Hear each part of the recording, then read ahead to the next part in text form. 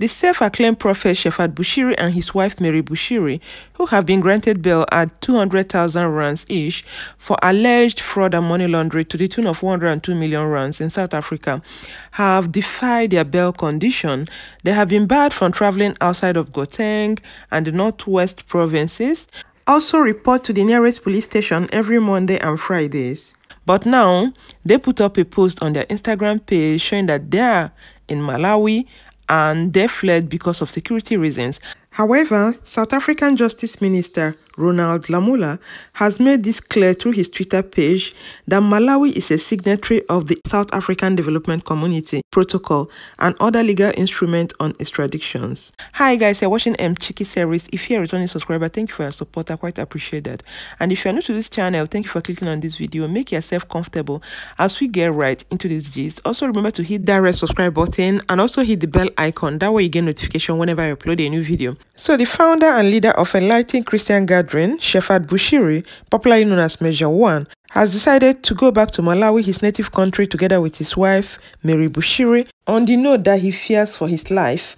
If you can remember very well, Shepherd Bushiri was arrested together with the wife for alleged fraud, theft and money laundering in October in a multi-million-dollar case and got bail in November. And one of the conditions of the bail is that they have been barred from traveling outside of Gauteng and Northwest provinces, which they made very clear is stated in terms and conditions of that bail.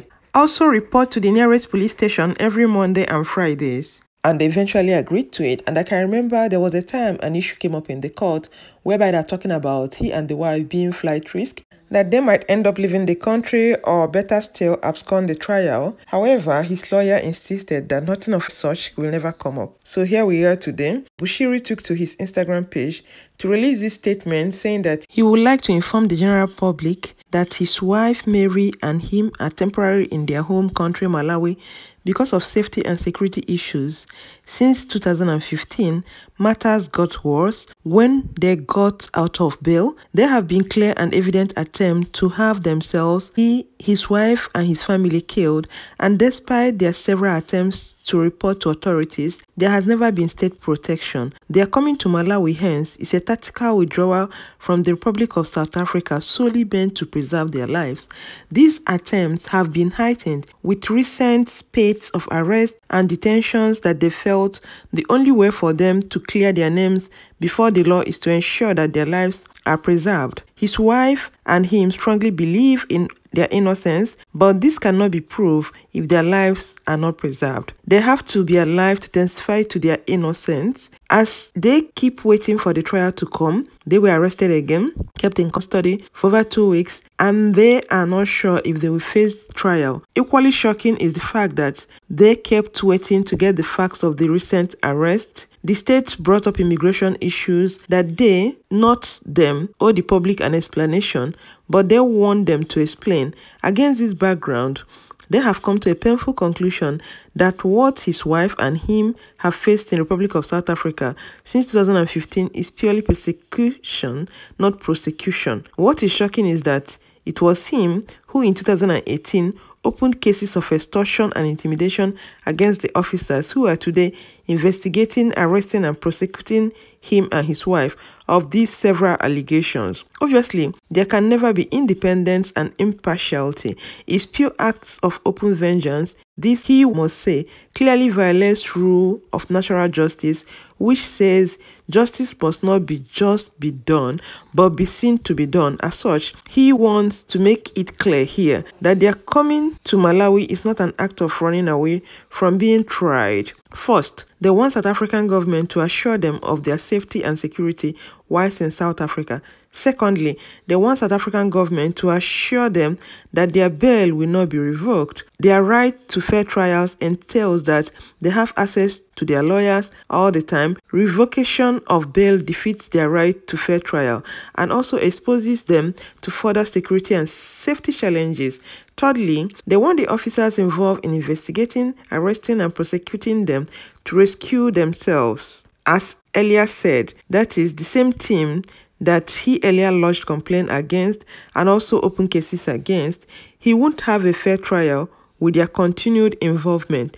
Fourthly, he wants South African state to see to it that all the issues he lodged and opened against these officers must be pursued to their logical conclusion before proceeding with their case. Finally, he wants South African states to appoint independent and professional investigators and prosecutors who should make independent decisions on the cases they are allegedly accused of. And finally, he wrote, in this regard, I'm requesting Malawi government to liaise with South African government to ensure that their both issues are met. Once these three issues are met and he's assured of a fair, just and impartial trial, he is willing to avail himself before South African justice system. He's looking forward to that day because his wife and him have long waited for it to prove their innocence and clear their names. He will hold a press briefing in Lilongwe, Malawi, and it will be aired on all media networks across the world soon. The one that really got me is he requesting Malawian government to liaise with South African government to ensure that their both issues are met. Really? How are they going to do that? That means involving diplomatic rules. This is really getting interesting and it's getting a bit dicey because for them to have left South Africa, it says a lot of things. However, the Justice Minister, Ronald Lamola, has made it clear that Malawi is a signatory of the SADC protocol and other legal instruments on extraditions, and they will not hesitate to invoke this provision and instruments to assist law enforcement agencies to extradite fugitives of justice. And he went further to attach the document. The document was signed by countries on 3rd October 2002. It is actually for South African Development Community. So this is binding to all of them and Malawi is signatory to it. So when push comes to shove, they will invoke it on Bushiri and the wife. That's it. And under Article 2, obligation to extradite, it states that each state party agrees to extradite to the other in accordance with the provisions of this protocol and their respective domestic law any person within its jurisdiction who is wanted for prosecution or imposition or enforcement of a sentence in the requesting state for an extraditable offense. Extradition is always performed when a country hands over a person who faces a crime in another country outside its jurisdiction to law enforcement agency. And Malawi, being member of this South African Development Community, which is together with South Africa, Angola, Botswana, Democratic Republic of Congo, Lesotho, Mauritius, Mozambique, Namibia, Seychelles, Swaziland, Tanzania, Zambia, and Zimbabwe, they have to respect the law. Otherwise, they face the music of being subjected to inhumane and degrading treatment, also punishment if the person has not received guarantees in criminal proceedings. So guys, let me know what people think about this. Do you think Bushiri and the wife, they're scared from facing the judgment, facing their charges? I'm going to sign off here. Stay healthy and safe. Remember to share this video with family and friends if you love it, and subscribe to my channel if you've not done already. And I'm going to catch you guys in my next video. Bye and remain blessed.